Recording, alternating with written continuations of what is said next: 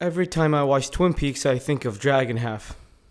Yeah, yeah, I said it. Yeah, never mind. Anyway, this little OVA has a lot of history with me, and it means a lot to me for many reasons. It is the first anime I've seen that parodies games and anime other than SD Gundam. But unlike a lot of people, I knew the game before the anime. I remember back in 95, I believe, my friend had the PC Engine game, and we used to play it a lot, a really fun game. Then my uncle told us that this is based on an anime, and we borrowed his tape. And within the first 5 minutes, I was shocked. Yeah, I know there are a lot of anime that parodies other genres, but this was new to me. I was like, wow, this anime is self-aware of the genre and makes fun of it.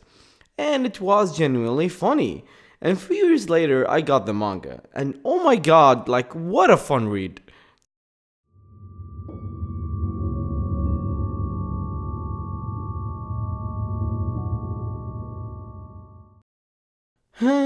This is one of the things that kids had to deal with back then. Short OVAs that are part of a larger manga and never see a continuation. It was created by Ryusuke Mita and the manga ran from the great 1988 to 1994 with a total of 7 volumes, and eventually saw a wideband release of 3 volumes, and these are the ones I have. They are awesome, filled with really great illustrations and color pages. So, the OVA was made in 1993 by Studio Victor Entertainment, and it was only 2 episodes. Originally it was planned to be 4 episodes, but apparently no one cared about it, so only 2 episodes were made. That's so sad. The episodes were released when the final chapters of the manga were being published, and it loosely covers the first 17 chapters, which is the first volume of the wideband release. The story itself is a parody of the fantasy genre in JRPGs and anime.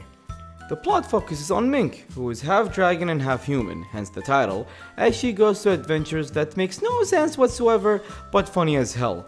And her main goal is trying to make the Dragon Slayer, Big Saucer, falls in love with her.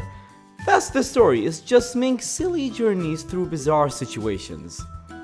So anyway, when you see the main character and the title of the story, you realize it is the most cliche thing you see in JRPGs, for example. Like, I always wondered, how is a character half human and half dragon? Did the human and the dragon fuck? And who fucked who? Did someone rape the other? Well, in this they explain it like in a 5-second scene, and it was hilarious. And a lot of people say that it only focuses on the fantasy genre, but it pokes fun of the robot genre as well in a few scenes. I'm only going to talk about 2 characters because I believe they are kinda similar in a way. First, we have the main character Mink, who is half human and half dragon. She is super innocent, clueless, and so powerful, which I believe she doesn't even know that. I love this character, she steals every scene she's in, and she is super funny. Second, we have Vina, one of the antagonists of the OVA, and like Mink, she is half human, but her other half is... wait for it... a slime! And when I saw this I was like, how in the hell would that even happen? And they explain it, and like Mink's explanation, it's crazy and funny, and somehow makes sense. It's just so bizarre, I love it. And this is one of the reasons why I love the characters so much. The art for this is adorable, shiny, and cute. The hair, the clothes, those big shiny eyes. I love it! And the SD design works so well and enhances the comedy.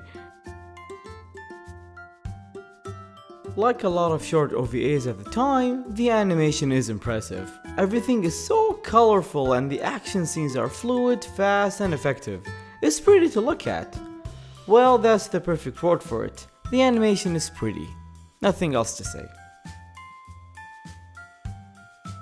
So here comes the part where I become sad. So by now you know that I love this anime and this is why I'm sad. It's just 2 episodes. I had to deal with this a lot back then when I was a kid, going to the video store like a stupid idiot to ask if there's another volume of this or any other anime. It's a shame really. And when I first read the manga, it made me sadder that this did not get a full anime adaptation. This can easily be adapted into a 25 episode series since it is only 65 chapters. Everything is better in the manga, more character developments, backstories, and good pacing. There's also a main story with a goal and an awesome villain, Azadote, who looks amazing by the way. He was briefly mentioned in the OVA. So the story is about Mink fighting the 3 sacred treasures to defeat Azadote and to ultimately become human so that Saucer falls in love with her. So she's not just chasing him around and hope that he loves her like in the anime version. And of course there are many references and parodies to other anime and video games like Dragon Quest, Gonagai's Cutie Honey and Grandizer of all things. Heck, even a subtle Ashita no Joe reference. The world is big, rich, and filled with wonderful monster designs. There is also more emphasis on cross-love or cross-breeding. In the OVA, we saw humans loving dragons and slimes. In the manga, we see humans loving mermaids or ugly spider monsters, and it is so ridiculous and charming.